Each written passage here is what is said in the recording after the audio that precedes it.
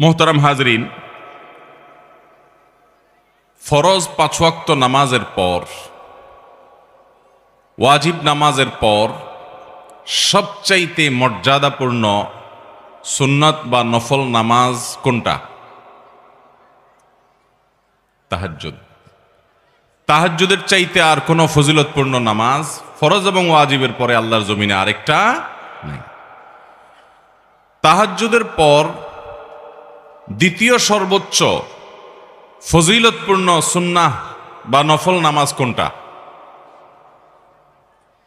কে বলতে পারেন? তাহাজ্জুদের পর নওয়াফেলের মধ্যে দ্বিতীয় সর্বোচ্চ গুরুত্বপূর্ণ নফল নামাজ হলো সলাতুদ দুহা বা চাষ্টের নামাজ।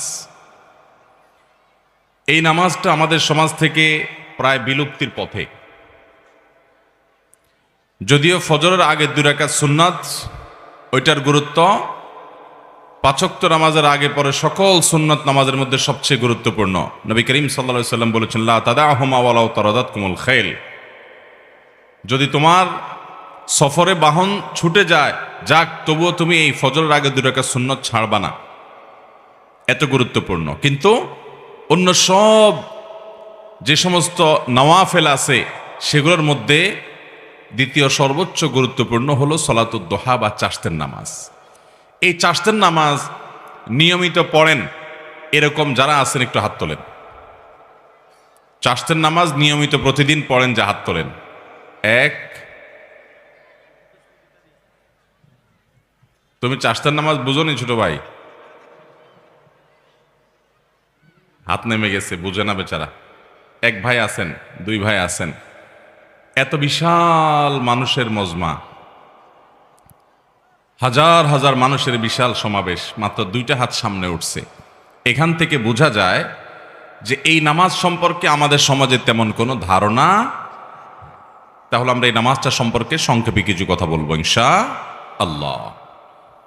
মুহতারাম হাজরিন, বুখারী মুসলিম একযোগে বর্ণনা করেছে যে আবু হুরায়রা রাদিয়াল্লাহু তাআলা আনহু তিনি ইরশাদ করেছেন, আওসানি খালিলি বিসালাস।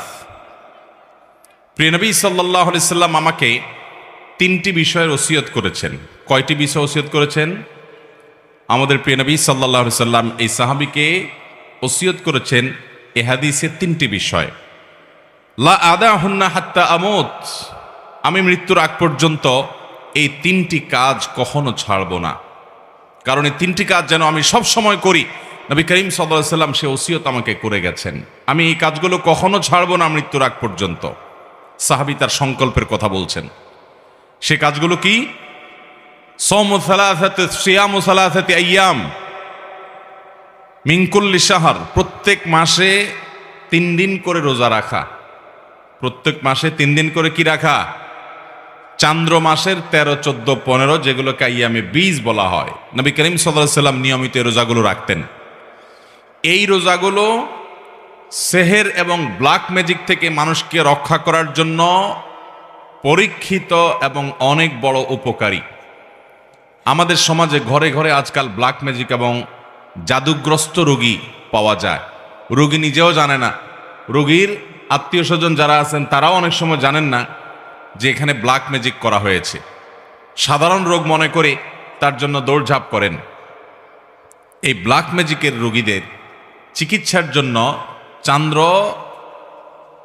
মাসের 13, 14, 15 এই দিনগুলোতে রোজা রাখার কোনো বিকল্প নাই। আর যারা সেফে থাকতে চান, নিরাপদে থাকতে চান, ব্ল্যাক ম্যাজিক কাজ করবে না। কেউ শত্রুতা করে আপনার বিরুদ্ধে ব্ল্যাক ম্যাজিক করবে, কালো জাদু করবে, তাবিজ কবজ কবিরাজ দিয়ে আপনার ক্ষতি করার চেষ্টা করবে, আপনার কোনো ক্ষতি করতে পারবে না। সকাল সন্ধ্যার দোয়াগুলো পড়বেন আর সেই সাথে এই চান্দ্র মাসের 13, 14, 15 এই দিনগুলোতে রোজা রাখবেন। তো সাহাবীকে নবী করিম সাল্লাল্লাহু আলাইহি সাল্লাম 3 দিন প্রতি মাসে রোজা রাখতে বলেছেন। সেটা এই 3 দিন হতে পারে বা যে কোনো দিনও হতে পারে। এটি হলো প্রথম ওসিয়ত। দ্বিতীয় কি?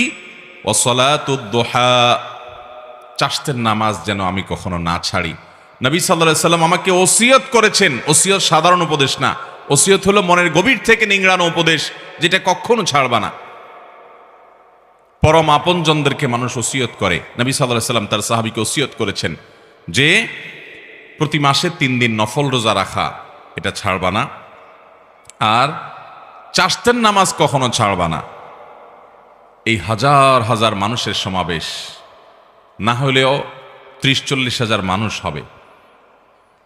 এত মানুষের মধ্যে মাত্র 2 জন লোক হাত তুলেছেন।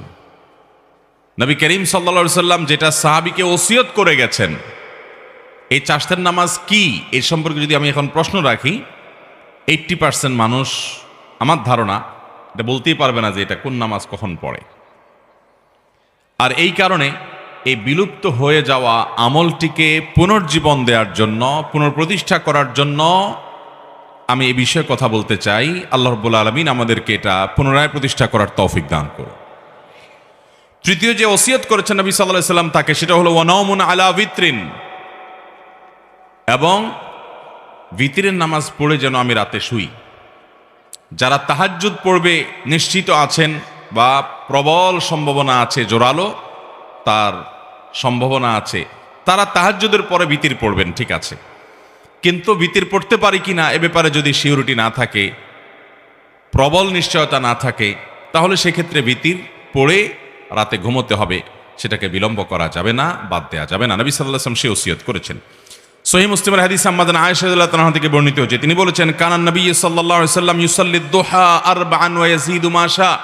নবী সাল্লাল্লাহু আলাইহি ওয়াসাল্লাম প্রতিদিন 4 রাকাত চাশতের নামাজ পড়তেন, আবার কখনো কখনো তার চাইতে বেশিও পড়তেন, যতটুকু মনে চায়। অনেক বর্ণনা থেকে 8 রাকাত পর্যন্ত পাওয়া যায়। 4 রাকাতের বেশি 6 রাকাত হতে পারে, 8 রাকাতও হতে পারে। এ হাদিস থেকে বোঝা যায় যে 4 রাকাত তিনি অবশ্যই পড়তেন, এর বেশি কখনো কখনো 8 রাকাতও পড়তেন, 6 রাকাতও পড়তেন। সহিহ মুসলিমের হাদিসে আসছে, আবু যর গিফারী রাদিয়াল্লাহু তাআলা বর্ণনা করেছেন, নবী করিম সাল্লাল্লাহু আলাইহি ওয়াসাল্লাম বলেছেন, আল্লাহ রাব্বুল আলামিন আমাদের শরীরে যতগুলো অঙ্গ প্রত্যঙ্গ দিয়েছেন, যতগুলো জোড়া দিয়েছেন, এই প্রত্যেকটি জয়েন্ট, এই প্রত্যেকটি জোড়া আল্লাহর পক্ষ থেকে অনেক বড় অনুগ্রহ। প্রতিদিন এই জোড়া ঠিক থাকার কারণে আমরা মুভমেন্ট ঠিকমতো করতে পারছি, চলাফেরা ঠিকমতো করতে পারছি, অসুবিধা হচ্ছে না। এই যে আল্লাহ তাআলার এত বিশাল বড় নেয়ামত আমরা লাভ করতে পারলাম, সেজন্য প্রতিটি জোড়া, প্রতিটি অঙ্গের তরফ থেকে প্রতিদিন আমাদের সাদাকা করা উচিত। আমরা একবার সুবহানাল্লাহ বললে একটি জোড়া, একটা জয়েন্টের পক্ষ থেকে, অঙ্গের পক্ষ থেকে সাদাকা হয়, এর পক্ষ থেকে আল্লাহর শুকরিয়া আদায় করা হয়। একবার আলহামদুলিল্লাহ বললে, একবার সুবহানাল্লাহ বললে, একবার আল্লাহু আকবার বললে, একটা ভালো কাজ করলে, একটু দান সাদাকা করলে, কাউকে অন্যায় কাজ থেকে বাধা দিলে, কাউকে কোনো ভালো কাজের নির্দেশ করলে, এই প্রত্যেকটি ভালো কাজ মানুষের প্রতিটা শরীরের প্রতিটি জয়েন্ট থেকে সাদাকা হয়। এই যে মানুষের শরীরের শত শত জয়েন্ট, এই জয়েন্ট এবং জোড়া, এই অঙ্গ প্রত্যঙ্গগুলো থেকে প্রত্যেকটি থেকে আলাদা আলাদা করে প্রতিদিন যদি সাদাকা দিতে হয়, তাহলে কি পরিমাণ নেকামল করা লাগবে। এই হাদিসে নবী সাল্লাল্লাহু আলাইহি ওয়াসাল্লাম বলেছেন, মানুষের শরীরের প্রতিটি জয়েন্ট, জোড়া, প্রতিটি অঙ্গ প্রত্যঙ্গ থেকে একটি কাজ প্রত্যেকটির তরফ থেকে সাদাকা করার, শুকরিয়া আদায় করার কাজ করে দেয়। সেটা হলো, যদি কেউ সলাতুদ দুহা বা চাশতের নামাজ পড়ে, তাহলে এই একটি কাজ তার শরীরের সমস্ত জয়েন্টের তরফ থেকে সাদাকা হয়ে যায়। মোহতারাম হাজরিন, এই সালাতুদ দুহা বা চাশতের নামাজের সম্পর্কে তিরমিজির বর্ণনায় আসছে, নবী করিম সাল্লাল্লাহু আলাইহি সাল্লাম বলেছেন যে আল্লাহ রাব্বুল আলামিন হাদিসে কুদসিতে বলেছেন, ইয়াবনা আদম, হে আদম সন্তান, এর কালি আউয়ালান নাহারি আরবাআন, তোমরা দিনের শুরুতে 4 রাকাত নামাজ পড়ো আমাকে সন্তুষ্ট করবার জন্য। এটা আল্লাহ বলছেন। আকফিকা আখিরাহু, তাহলে তোমাকে আমি দিনের শেষ পর্যন্ত পরিপূর্ণ সময়টাতে আমি যথেষ্ট হয়ে যাব সকল ক্ষতি থেকে বাঁচাবার জন্য। এই 4 রাকাত নামাজ সালাতুদ দুহা, যেটাকে আমরা চাশতের নামাজও বলি। নবী আলাইহিস সালাম অন্য হাদিসে বলেছেন, লা ইউহাফিযু আলা সালাতিদ দুহা ইল্লা আওয়াব, যারা আল্লাহর দিকে ধাবিত, আল্লাহর দিকে অগ্রসর, এলিট শ্রেণীর মুসলমান, সাধারণ শ্রেণী না, একেবারে সর্বোচ্চ মর্যাদার, সর্বোচ্চ শ্রেণীর আপার ক্লাসের মুসলমান, যারা এই আপার ক্লাসের মুসলমান, তাদের কাজ হলো আল্লাহর পথে ধাবিত তারা থাকে, আল্লাহর দিকে ঝুঁকে থাকে, আল্লাহর দিকে অগ্রসর থাকে। এই আওয়াব শ্রেণীর বান্দা, আপার ক্লাসের মুসলমানদের আমল হলো চাশতের নামাজ। এটা সাধারণ মুসলমানরা পারে না। এই জন্য নবী সাল্লাল্লাহু আলাইহি সাল্লাম এটার নাম দিচ্ছেন ওয়াহিয়া সলাতুল আউয়াবিন।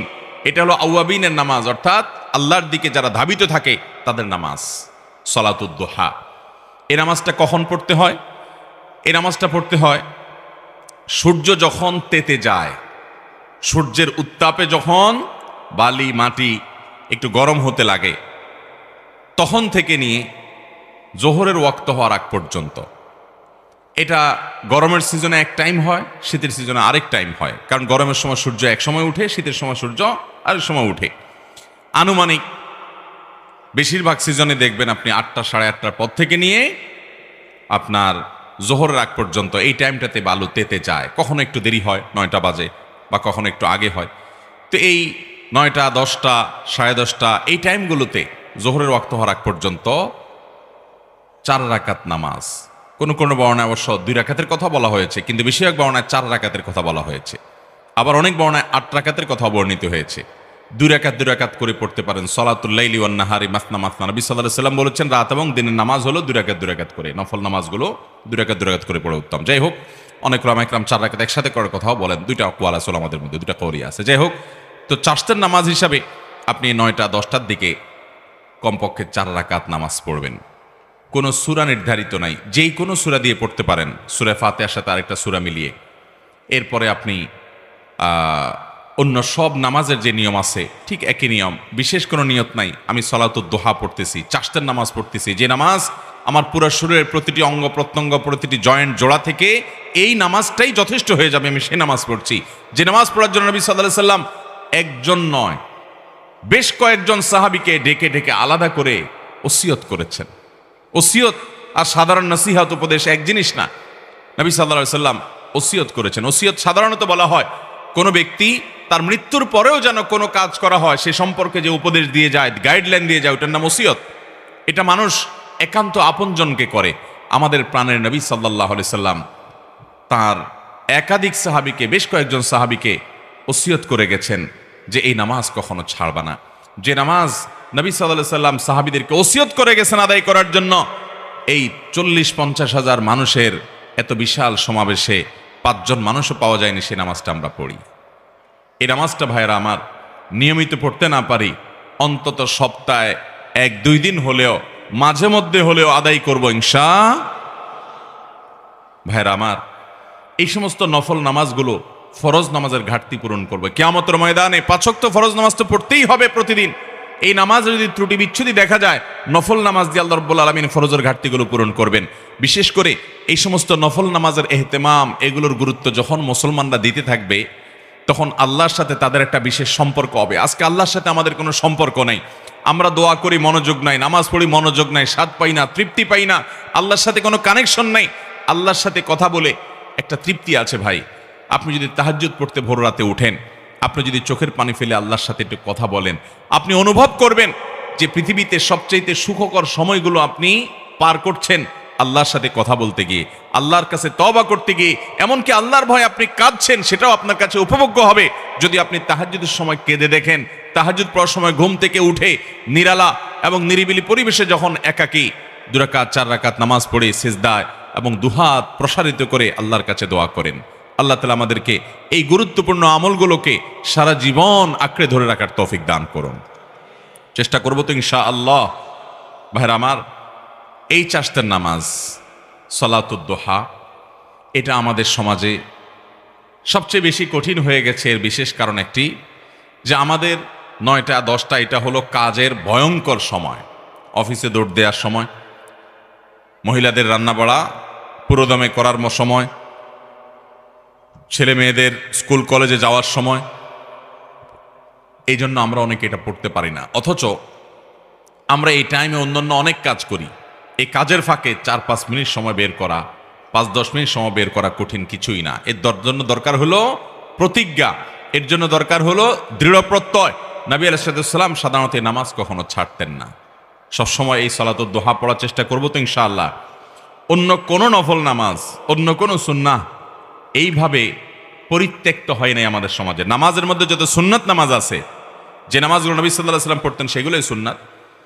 এই নামাজকে আপনি নফল নিয়ত করলে পড়লেও হয়ে যাবে। আর এটা নবী সাল্লাল্লাহু আলাইহি ওয়াসাল্লাম পড়েছেন, সেই হিসাবে সুন্নত বলা যায় এটাকে। নফল মানে অতিরিক্ত ফরজ ওয়াজিবের বাইরে, সেই হিসাবে তো অন্য কোন সুন্নাহ নামাজের মধ্যে এত বেশি পরিত্যক্ত হয়নি আমাদের সমাজ থেকে, এই আমলটা যত বেশি পরিত্যক্ত। সলাতুল দোহা আর সলাতুল ইশরাক, একটা হলো সলাতুল ইশরাক, আলহামদুলিল্লাহ এই নামাজটা অনেকেই পড়েন এবং এই নামাজটা পড়ার তুলনামূলক সহজ, কারণ ফজর নামাজের পরে সূর্য ওঠার 15-20 মিনিট পর থেকে এই নামাজ পড়া যায়, চাইলেই পড়া যায়, 2 রাকাত 4 রাকাত নামাজ পড়া যায়। যদি ফজর নামাজের পরে কেউ নিজ জায়গায় বসে থেকে জিকির আজকার তাসবিহ তেলাওয়াত ইত্যাদি করতে থাকে এবং এরপরে সূর্য ওঠা কিছুক্ষণ পর অর্থাৎ 20 মিনিট পর যদি কেউ এই নামাজ পড়ে সলাতুল ইশরাক, তো আল্লাহ রাব্বুল আলামিন তাকে একটা পরিপূর্ণ, আল্লাহর কাছে পূর্ণাঙ্গ হজের সওয়াব আল্লাহ তাআলা দান করেন। পরিপূর্ণ আল্লাহ রাব্বুল আলামিন বাইতুল্লাহ জিয়ারতের সওয়াব আল্লাহ তাআলা তাকে দান করবেন। অতএব ভাইরা আমার, এই সলাতুদ দোহা সালাতুল ইশরাক আদায় করবো তো ইনশাআল্লাহ। অনেক মুহাক্কিক উলামা ইকরাম সলাতুদ দোহা আর ইশরাককে একই নামাজ বলেছেন, তবে নবী রাসূল সাল্লাল্লাহু আলাইহি ওয়াসাল্লাম হাদিস থেকে দেখলে বোঝা যায় যে সলাতুল ইশরাকটা হলো সূর্য ওঠার পর 20 মিনিট পরেই, আর সলাতুদ দোহাটা হলো আরো কিছুক্ষণ পরে। তাহলে দুইটাকে আলাদা করে পড়লে আমাদের আমলের পরিমাণও বাড়লো এবং বিভিন্ন হাদিস থেকে সেটি বোঝাও যায়। বিধায় চাষতের নামাজটা, সলাতুদ দোহার নামাজটা আমরা 9টা-10টার দিকে পড়বো, চেষ্টা করবো তো ইনশাআল্লাহ। কারা কারা নিয়ত করেছেন যে অন্তত মাঝে মধ্যে হলেও পড়বেন, দাঁড়ান, হাত তোলেন। আল্লাহ তাআলা আমাদের সমস্ত হাতগুলা কবুল আর মঞ্জুর করুন। আল্লাহ আমাদের সবাইকে আমল করার তৌফিক দান করুন। জাযাকুমুল্লাহু খায়রা। আমি আলোচনা যে করলাম, এই আলোচনার ফাঁকে ফাঁকে অনেক হাদিস বলেছি, অনেকগুলো কথা বলেছি, এগুলো আমি কিন্তু একটু পরে প্রশ্ন উত্তর শেষে আপনাদেরকে জিজ্ঞাসা করব। শুধুমাত্র ওয়াজ করে চলে যাওয়া পাবলিক আমি না, আমার কথা ওয়াজ কতটা শুনছেন আমাকে আবার ফিডব্যাক দিতে হবে, এমনকি প্রশ্ন উত্তরে যা বলবো সেগুলোও আপনাদেরকে উত্তর দিতে হবে। তাহলে ইনশাআল্লাহ আমরা আমার আলোচনা এবং প্রশ্নোত্তর শেষে আমরা একটা কম্পিটিশনের ব্যবস্থা করব, প্রতিযোগিতা। যারা ভালো করে মনোযোগ দিয়ে কথা শুনেছেন, সঠিক প্রশ্ন উত্তর দিতে পারবেন, তাদের জন্য পুরস্কার নিয়ে আসছি, আমি পুরস্কার দেবো ইনশাআল্লাহ। পুরস্কার নিতে রাজি আছেন তো সবাই? রেডি থাকেন সবাই ইনশাআল্লাহ।